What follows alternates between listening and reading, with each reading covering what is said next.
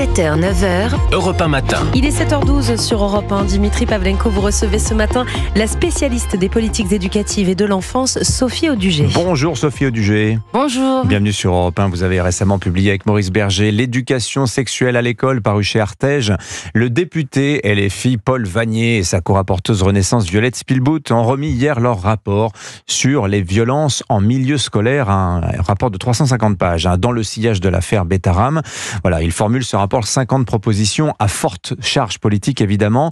Alors, qu'est-ce qu'on en retient de ce rapport ? J'imagine, Sophie Audugé, vous n'avez pas eu le temps de lire les 350 pages, mais quel est le message essentiel selon vous ?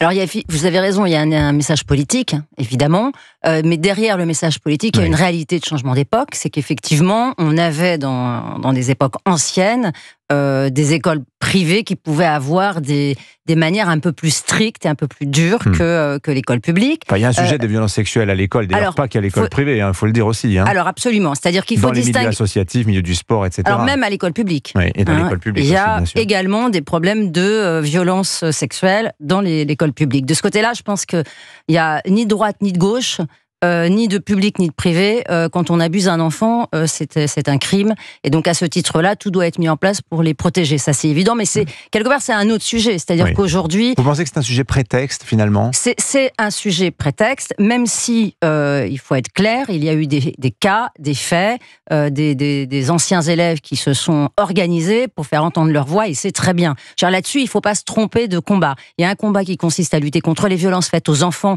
et ce combat, tout le monde le porte. Je veux dire, il y a également l'Académie de médecine qui a sorti un rapport il y a quelques mois, effectivement en insistant sur le fait que les violences faites aux enfants augmentaient.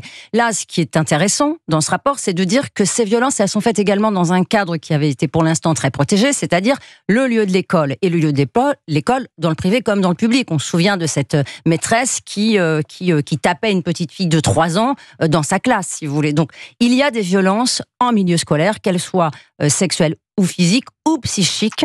Je veux dire, on se souvient de la petite de 11 ans qui s'est suicidée parce qu'elle avait été humiliée à multiples reprises par son enseignante. Donc là, il y a un vrai sujet. Derrière, il y a un sujet politique, évidemment, qui est effectivement la guerre entre le public et le privé. C'est une guerre qui reprend. Oui, mais il y a des enjeux majeurs. Il y a 2 enjeux majeurs. Le premier, c'est un enjeu démographique, c'est-à-dire qu'il y aura moins d'élèves à scolariser, et qu'à ce titre-là, ça veut dire des fermetures de classes dans le public, et donc par rapport aux syndicats et aux fonctionnaires, ça va poser des questions de décision qui peut-être vont impacter l'école publique. Avec une opportunité d'économie dont ne fait pas mystère Elisabeth Borne, ministre de l'Éducation. Bien sûr. En disant moins d'élèves, ça va permettre de fermer des classes et c'est une bonne chose pour les finances de l'Éducation nationale. Absolument. Alors d'autres peuvent avoir un autre jugement, c'est de se dire moins d'élèves, c'est peut-être plus de temps pour les instruire. Et puis l'autre enjeu, c'est évidemment l'effondrement de l'instruction en France, qui était un tabou français au niveau de l'administration, qui ne l'est plus. Il y a eu un rapport récent de la Cour des comptes,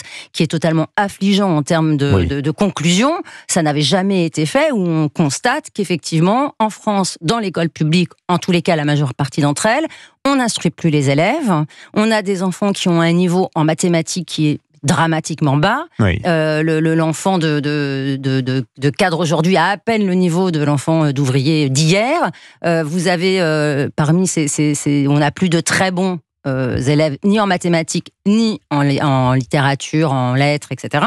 Donc ça sous-entend, si vous voulez, qu'aujourd'hui on a des administrations, ce qui n'aurait jamais été le cas il y a ne serait-ce que 5 ans, qui commencent à regarder le modèle du privé et qui disent il faut qu'on s'en inspire.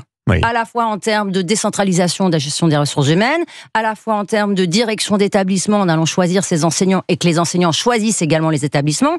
Et ça, si vous voulez, c'est quelque chose qui inquiète évidemment les syndicats, parce que ça va à l'encontre de tout ce qu'ils prônent, c'est-à-dire c'est retour de la méritocratie, retour d'une école qui instruit, avec des méthodes qui sont celles... Les profs sont contre une école qui instruit, vous dites, Sophie Audugé ?